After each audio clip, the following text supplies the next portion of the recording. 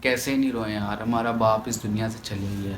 तो गाइस जैसी सर्जरी हुई उसके बाद मुआवजा हुआ खुदावन की तरफ से, तो उसके बाद मेरे फादर को होश आई थी। ये वाला हाथ और ये वाला पाँव बिल्कुल भी मूव नहीं हो रहा था। सब कुछ मतलब ये वाला जो बैक साइड का सर का हिस्सा था ये उन्होंने खोल के ऑपरेट वगैरह करा था। सो अस्सलाम वालेकुम गाइज, उम्मीद करता हूँ आप सब अच्छे हो गए। तो गाइज आज आप लोग देख रहे हो दोबारा यही लोकेशन, क्या सीन चल रहे हैं, क्या मसले हैं, क्या हो रहा है, कुछ भी नहीं मैं आपको बता पा रहा हूँ एकदम प्रॉपर तरीके से। तो मैं इस वीडियो में आपको गाइज सब कुछ आज क्लियर कर दूंगा कि मेरी लाइफ में क्या सारे मसले चल रहे हैं या आजमाइश के दिन चल रहे हैं, मुझे कुछ भी नहीं पता गाइज। ये वीडियो बना के गाइज मुझसे जितना होगा मैं आपको क्लैरिफाई कर दूंगा, क्योंकि आप लोग भी इधर हो ना, आपको ये सीन पता ना आपको वो सीन पता है। बट मैंने आपको एक चीज बता दी थी कि मेरे फादर का एक्सीडेंट हुआ है, जिसके ऊपर गाइज मैंने एक पहले वीडियो बना के आप लोगों को इत्तला कर दी थी, अपलोड कर दी थी वो वीडियो। तो वीडियो देखने के बाद काफी लोगों ने प्रे करी, दिल से प्रे कर दी। काफी लोगों ने मेरे को इतनी सारी दुआएं दी, इतनी सारी माओ ने मुझे दुआएं दी, मेरी फैमिली के लिए प्रे करी। उन सबका गाइज दिल से बहुत बहुत शुक्रिया गाइज। आप जैसे लोग ढूंढने से भी नहीं मिलते। मैं इतना शुक्रगुजार हूँ आप लोग का, मैं आपको क्या बताऊँ। बस मैं यही बोलूँगा गाइज, रिस्पेक्ट है आप सबके लिए, जितने लोग भी मुझे देखते हो, मुझे प्यार करते हो guys, love you so much.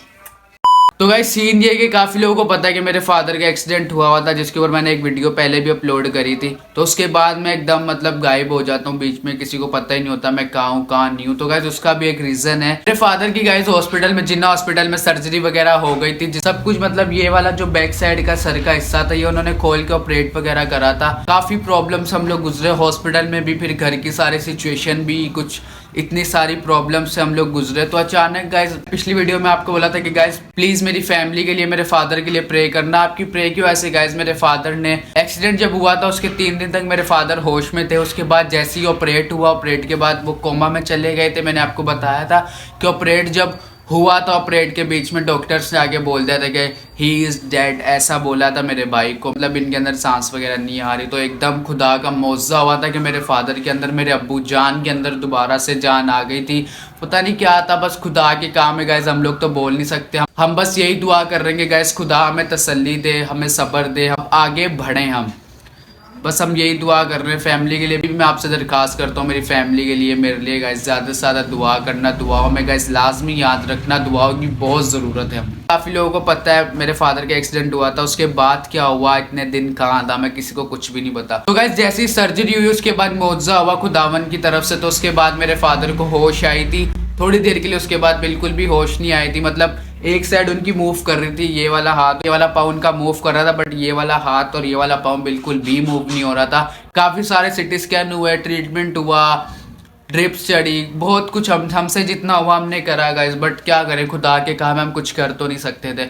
अभी मैं अपने आप को जितना कंट्रोल करके वीडियो बना रहा हूँ गाइस, ये मुझे पता है, क्योंकि कैमरे के सामने ना, मतलब मैं आपको क्या बताऊँ, ये वीडियो शूट करने के लिए भी ना गाइस दिल चाहिए, और बहुत बड़ा दिल चाहिए। अपने इमोशंस के ऊपर कंट्रोल करके ये मैं वीडियो बना, लोगों को तो ऐसा लगता है ना कि मतलब बहुत सब कुछ शॉर्ट सीन है, नॉर्मल सीन है। नहीं भाई, बहुत चीज़ें फेस करके चल रहा हूँ मैं अपनी लाइफ में। मैं फेस कर रहा हूँ, मेरी मम्मा फेस कर रही है, मेरी बहनें फेस कर रही है, मेरा भाई फेस कर रहा है। हम लोग बहुत सारे चीज़ें फेस करके गाइस दिन ब दिन आगे बढ़ रहे हैं। बट हम क्या करें, खुदा के काम में हम कुछ कर नहीं सकते। और जहाँ मेरे फादर अभी चले गए गाइस, फादर के लिए हम लोग सिर्फ दुआ करते हैं, खुदा उनको अच्छी जगह रखे, जन्नत नसीब करे। हम लोग बस गाइस यही दुआ करते हैं। सर्जरी के बाद उनको इतनी ज़्यादा कुछ होश नहीं थी, बस बॉडी में मूव था। तो अचानक गाइस हम लोग घर पर आ गए थे, रात को मम्मा को लेके मैं घर आ गया था।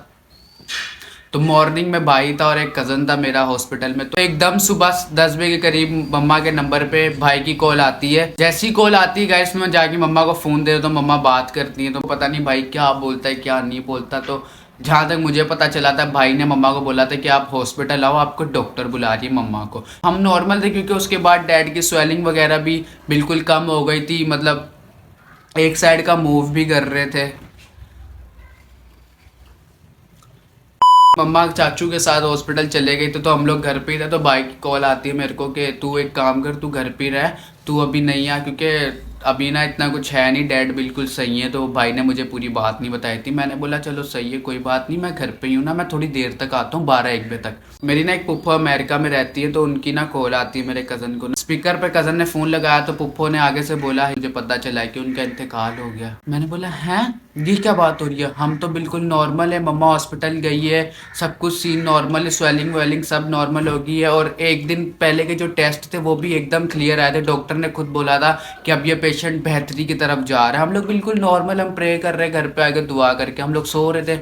तो अचानक फिर मैंने भाई को कॉल करी, तो भाई कॉल नहीं मेरी उठा रहा था। तो अचानक फिर भाई की फिर मेरे पास कॉल आती, तो भाई ने मेरे को मतलब रोते हुए बोला कि अब्बू इस दुनिया में अब नहीं रहे, उनका इंतकाल हो गया। गाइज उस टाइम पे जो मेरी सिचुएशन थी मैं आपको नहीं बता सकता, क्योंकि खुदावन की तरफ से जो मौत हुआ था, हमें बिल्कुल क्लियर हो गया था कि अब तो मेरे अब्बू को गाइस एक खिराश भी नहीं आएगी, दोबारा से उनको ज़िंदगी दी थी। बट हमें नहीं पता क्या हुआ क्या नहीं हुआ। बट हमसे गाइस जितना हुआ हमने उतना किया, अपनी फुल एफर्ट्स दी, अपने हमारा जो फ़र्ज़ था गाइस हमने खिदमत करी अपने फादर की। और मैं तो शुक्रगुजार हूँ कि जिसने मतलब डैड को मतलब पकड़ के और हॉस्पिटल तक छोड़ दिया था, उन लोगों का भी मैं गाइस बहुत शुक्रगुजार हूँ। अगर वो ना छोड़ते क्या होता हमें नहीं पता था, क्या मसले बनते, क्या चीज़ें हो जाती हमें नहीं पता था बिल्कुल भी। बस खुदावन उनको अच्छी जगह दे, जन्नत नसीब करे, हमें सब्र दे, हमें किसी बुरी चीज़ों में ना पड़ने दे, अच्छी चीज़ों में रखे। हम बस यही दुआ करते हैं। जैसे ही मुझे भाई की कॉल आई, भाई ने मुझे सारा सीन बताया कि यही हो। मैंने बोला जब 10 बजे तुझे डॉक्टर्स ने बोल दिया था कि भाई ऐसा ऐसा हम लोग वेंटिलेटर पेशेंट कर रहे हैं, तो आप अपने ना घर से किसी बड़े को बुला लो। जब तुझे पता चल गया था वेंटिलेटर गाइस आपको ही पता है तब करते हैं जब बंदे के अंदर बिल्कुल भी सांस नहीं होते और वो मतलब लास्ट स्टेज पे होता है। तो भाई मुझे बोल रहा था कि मम्मा लोगों ने सफ़र करके आना था हॉस्पिटल तक, तो मैंने इसलिए नहीं बताया मम्मा लोगों को। मैंने बोला तू मुझे बता, क्या मैं आ जाता जल्दी जल्दी। बोला तेरा आने का फ़ायदा नहीं था क्योंकि डैड इंतकाल कर चुके थे और घर पे टेंट वगैरह भी लगवाना था, इसलिए मैंने तुझे नहीं बुलाया वहाँ पे। मैंने बोला चलो सही है, अब तुम लोग कब तक आओगे? और फिर बोल रहे हैं हम लोग ना डैड को उधर छोड़ के, क्या नाम है, सर्द खाने छोड़ के फिर हम लोग आते हैं। और जब मैं फ़ोन वोन करा सारे रिश्तेदार घर पे आ गए, पता ही नहीं चला क्या हुआ, एकदम क्या हो रहा है कुछ भी नहीं पता था। मैं बस कामों में लगा हूँ, मुझे बस दिल रो रहा है, आंखों में आंसू और हम लोग काम कर रहे हैं। टेंट वगैरह लगवाया, सबको कॉल करी, फिर जब बैठ के सलाह मशवरा हुआ तो हमने अगले दिन फिर मतलब डैड का नमाज जनाजा रखा, क्योंकि हमारे काफ़ी रिश्तेदार थे जो पंजाब से आने थे। इतनी सारी चीज़ें हो गई एकदम, सारे रो रहे हैं, मम्मा की तबीयत ख़राब, बहनें रो रही हैं, मैं रो रहा हूँ। हमें आके उल्टा लोग बोल रहे हैं कि तुम लोग रो नहीं यार, कैसे नहीं रोए यार, हमारा बाप इस दुनिया से चले ही है। गाइस बस दिल बड़ा करो यार, इस दुनिया में बहुत सारी चीज़ें फेस करनी पड़ेंगी आप लोगों को। मैं तो इतनी चीज़ें फेस करके यहाँ तक बैठा हूँ। अगर किसी का इस दुनिया में गाइस फादर नहीं है ना, तो वो मेरी ना ये बातें रिलेट कर पाएगा। वो भी सोच रहा होगा कि यार इस बंदे के अंदर कितनी हिम्मत है, सामने बैठ के कैमरे के पूरी स्टोरी बता रहा है अपने लोगों को। तो गाइस फिर मतलब पंजाब से भी चाचू लोग आ गए, तो अगले दिन नमाज जनाजा हुआ। हैं कि हमको गुनाह की मौत में से उठाकर रास्तबाजी की जिंदगी में दाखिल कर, ताकि जब हम इस जहान से कूच करें तो मसीह में आराम पाएं। जिस तरह हमें उम्मीद है कि हमारे भाई सरफराज ने पाया है, और आखिरी रोज जब सब जी उठेंगे हम तेरी नजर में मकबूल ठहरे और वो बरकत हासिल करें जो तेरा कमाल अजीज बेटा उन सब से जो तेरी मोहब्बत और खौफ रखते हैं उस वक्त ये कहकर देगा कि आओ मेरे बाप के मुबारक लोगों, जो बादशाही बनाए आलम के वक्त से तुम्हारे लिए तैयार की गई है, उसे मेरास मिलो। ऐ रहीम बाप, हम तुझसे मिन्नत करते हैं हमारे दरमियानी और फिदिया देने वाले यीशु मसीह के वसीले से ये इनायत कर, आमीन। इंसान जो औरत से पैदा होता है थोड़े ही दिन जीता है और मुसीबतों में फंसा रहता है। वो फूल की तरह खिलता फिर तोड़ा जाता है, वो साए की तरह ढल जाता है और कभी यकसा नहीं रहता। हम जिंदगी में भी मौत के पंजे में हैं। ऐ खुदावंद, हम तेरे सिवा जो हमारे गुनाहों के सबब अदल की राह से नाराज है और किसकी पनाह ढूंढे। तो भी आए कमाल कदूस खुदावंद, ऐ रहीम मुनज्जी, तू हमें अपनी मौत की तलखी के हवाले न कर। ऐ खुदावंद, तू हमारे दिलों के भेद जानता है, हमारी दुआ सुन और अपनी रहमत के कान बंद न कर, बल्कि ऐ कदूस खुदावंद, ऐ कदूस और रहीम मुनज्जी, ऐ कमाल बुजुर्ग और असली मुनसिफ, हमें बचा ले और तौफीक बख्श कि बवक्त नज़ा हम किसी दुख के सबब तुझसे जुदा ना हो जाएं। यीशु ने कहा, जो कुछ बाप मुझे देता है मेरे पास आ जाएगा, और जो कोई मेरे पास आएगा उसे मैं हरगिज ना निकालूंगा। और मेरे भेजने वाले की ये मर्जी है कि जो कुछ उसने मुझे दिया है मैं उसमें से कुछ खो ना दूं, बल्कि उसे आखिरी दिन पे जिंदा करूं। आमीन।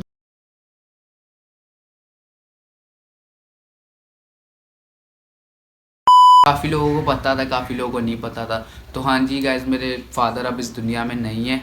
अब हम बिल्कुल मैं आपको कैसे बताऊँ, मतलब अब बहुत सारी चीज़ें फेस करनी है लाइफ में। बस मैं आपको यही बोलूँगा कि गाइज दुआओं में लाजमी मुझे मेरी फैमिली को याद रखना। हमें खुदावन तसल्ली दे, सब्र दे, और हम जिस काम के लिए गाइज आगे बढ़ें वो काम हमारा सक्सेस हो। क्योंकि अभी इस टाइम पे ना बहुत सारी चीज़ें हम फेस करके चल रहे हैं, काफ़ी लोग बदल गए, काफ़ी सारी चीज़ें हो चुकी हैं अब तक। तो गाइज आज डैड को गए हुए, इस दुनिया से गए हुए 7 दिन हो गए, मतलब 1 हफ्ता हो गया। उसके बाद मेरे अंदर हिम्मत आई और मैंने ये वीडियो बना के आपको बता रहा हूँ। मैं यही बोलूँगा गाइज, मुझे अप्रिशिएट करो, सपोर्ट करो, मुझे आपकी सपोर्ट की बहुत ज़्यादा ज़रूरत है। नेक्स्ट अब मैं अपना काम स्टार्ट कर रहा हूँ full power guys, full power. मुझे दुआओं में लाजमी याद रखना मेरी फैमिली को, हमारा घराना जो एकदम उजड़ गया, हमारे घर पे जो एकदम क़यामत आ गई है।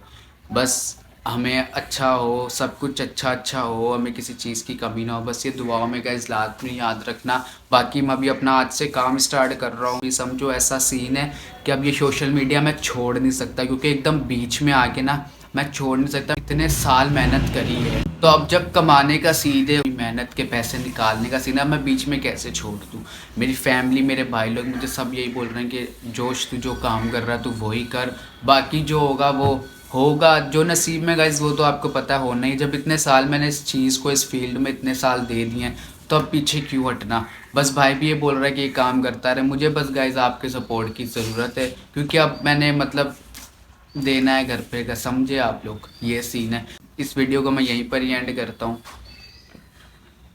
बाय।